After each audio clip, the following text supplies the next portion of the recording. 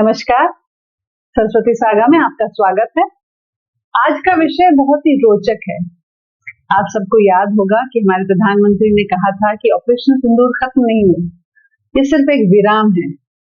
और अब वो विजिट को जा रहे हैं एक छोटे से टापू देश सिप्रस में। तो क्या कनेक्शन है सिप्रस और ऑपरेशन सिंदूर का, इस पर चर्चा करने से पहले कृपया चैनल को सब्सक्राइब करें और अगर वीडियो अच्छा लगे तो एक लाइक भी जरूर करें। क्या कनेक्शन है ऑपरेशन सिंदूर और सिप्रस का, क्या कड़ी है? वो कड़ी है टर्की। टर्की और सिप्रस के वैसे ही संबंध हैं, वैसे ही हालात हैं जैसे कुछ कुछ भारत पाकिस्तान के हैं, कुछ इजराइल गाजा के हैं या कुछ चाइना ताइवान के हैं। दोनों देशों के बीच जमीन की लड़ाई सालों से चल रही है, दोनों के बीच बिल्कुल नहीं बनती।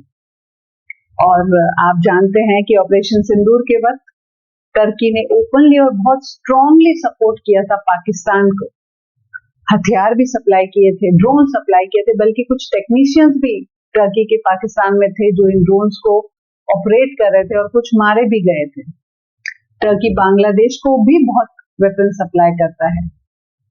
तो जो ऐसा देश जो हमारी सुरक्षा को हम पहुंचाने के लिए दूसरे देशों को वेपन सप्लाई करता है, उसके दुश्मन ये ऐसे देश जिससे उसकी नहीं बनती, वहां पे विजिट करके वहां पे मीटिंग्स करना क्या एक स्ट्रेटजी है? क्योंकि आजकल के जो वॉर्स होते हैं वो सिर्फ मैन टू मैन वॉर्स या मिसाइल टू मिसाइल वॉर्स नहीं होते, इंफॉर्मेशन वॉर्स होते हैं। सोशल मीडिया पे आप देख लें, स्ट्रेटेजिक टैक्टिकल जो मूव्स होते हैं वो भी वॉर का ही हिस्सा होता है। तो क्या ये एक ऑपरेशन सिंदूर का ही एक इम्पैक्ट है? इससे पहले हम थोड़ा सा टर्की और सिप्रस की हिस्ट्री जान लेते हैं। सिप्रस एक छोटा सा आइलैंड है, टापू है जो ईस्ट मेडिटेरेनियन में है। ये टर्की के बिल्कुल साउथ में है और ग्रीस के साउथ ईस्टर्न पार्ट में है। ये इजराइल के भी करीब ऑलमोस्ट नॉर्थ वेस्टर्न पार्ट में है। तो बहुत से देशों से घिरा हुआ ये एक छोटा सा टापू आइलैंड है। इसके जो लोग हैं वो ज्यादातर ग्रीक हैं और कुछ टर्किश लोग भी यहाँ बसते हैं। यहाँ पे भी ब्रिटिश एम्पायर था किसी जमाने में, बल्कि ब्रिटिशर्स ने एक ऑप्शन भी दिया था यहाँ के लोगों को कि अगर आप टर्की जाना चाहते हैं या ग्रीस जाना चाहते हैं तो आप 2 साल के अंदर चले जाएं, वरना यहीं के नागरिक बन के रहें। तो यहाँ पे जो टर्किश और ग्रीक लोग हैं उनमें हमेशा से एक टकराव, एक मनमुटाव चलता रहा है। और 1974 में टर्की ने अपनी मिलिट्री का आक्रमण करके सिप्रस का जो नॉर्दर्न एरिया था, जो उत्तर का हिस्सा था, उस पे काबू कर लिया, उस पे कंट्रोल कर लिया और आज भी वहां पे टर्की का कंट्रोल है। इस तरह से बांट दिया सिप्रस को 2 हिस्सों में। और 1983 में बल्कि टर्की ने एक स्टेट को नाम भी दिया, Turkish Republic of northern Cyprus. लेकिन दुनिया के किसी देश ने इस हिस्से को मान्यता नहीं दी। दुनिया के लिए सिप्रस आज भी वो साउथ सदर्न हिस्सा ही है और वहीं पे प्रधानमंत्री मोदी जाएंगे। यूएन ने भी कभी इस हिस्से को नहीं माना, बल्कि यूएन ने बहुत बार ताकीद की है टर्की को कि अपनी मिलिट्री यहाँ से हटाए, लेकिन टर्की नहीं माना। बहुत से ह्यूमन राइट वायलेशंस भी टर्की यहाँ करता रहता है। तो इस तरह इन दोनों देशों के बीच एक दुश्मनी है, एक अनबन है कई सालों से। सिप्रस जो देश है वो ईयू से भी जुड़ा हुआ है। 2004 में वो ईयू में भी जुड़ गया था। अभी हाल ही में टर्की ने एक और एलिगेशन भी लगाया सिप्रस में कि वो जो गाजा पे इजराइल अटैक कर रहा है उसमें भी वो इजराइल की मदद कर रहा है। तो टर्की को प्रॉब्लम्स हैं सिप्रस से। वैसे सिप्रस और इंडिया के बीच में रिलेशनशिप ऐसा नहीं है कि ये पहली बार की विजिट है, रिलेशनशिप हमेशा से बहुत अच्छी रही है। बल्कि प्रधानमंत्री श्रीमती इंदिरा गांधी, प्रधानमंत्री श्री वाजपेयी जी, सब ने सिप्रस से विजिट किया हुआ। सिप्रस इंडिया को बहुत स्ट्रॉन्ग एक सपोर्ट देता है। वो कश्मीर के मुद्दे पे भारत के साथ खड़ा रहता है हमेशा। वो जो इंडिया यूएन में एक सीट लेने की जो डिमांड कर रहा है उसमें भी सिप्रस का बहुत बड़ा सपोर्ट है।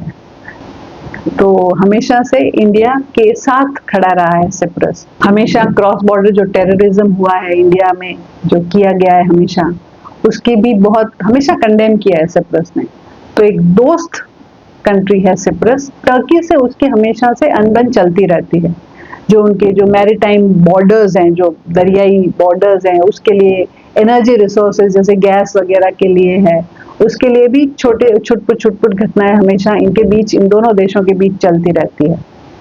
सिप्रस एक रिच कंट्री है, पर कैपिटा इनकम वहाँ की अच्छी है, लेकिन उसका जो डिफेंस बजट है वो ज्यादा बड़ा नहीं होता है।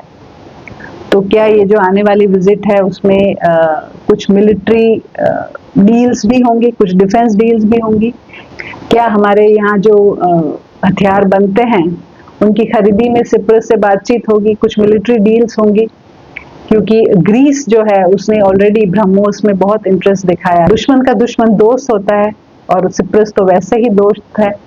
तो अगर टर्की पाकिस्तान को अपने वेपन्स बेच सकता है, दे सकता है, तो इंडिया भी सिप्रस को अपने वेपन्स दे सकता है और देनी चाहिए। प्रधानमंत्री मोदी की सोच हमेशा लॉन्ग टर्म विजन रहा है उनका, वो दूर की सोचते हैं।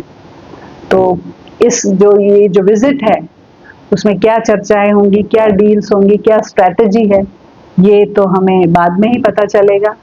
लेकिन एक जो अच्छा दोस्त है हमारा, हमेशा से रहा है, और एक ऐसे देश का दुश्मन है जो हमारे साथ कभी नहीं खड़ा रहा, हमेशा हमारी खिलाफत की है, वहां पे विजिट, अगर ये गुडविल विजिट भी हो तो वहां पे विजिट करना एक बहुत अच्छा मूव है, स्पेशली टर्की के रोल जो ऑपरेशन सिंदूर में उसने निभाया उसके बाद। आशा करते हैं कि सिप्रस में प्रधानमंत्री की जो विजिट है वो बहुत फलदायक रहे और अच्छी रहे। नमस्कार, जय हिंद।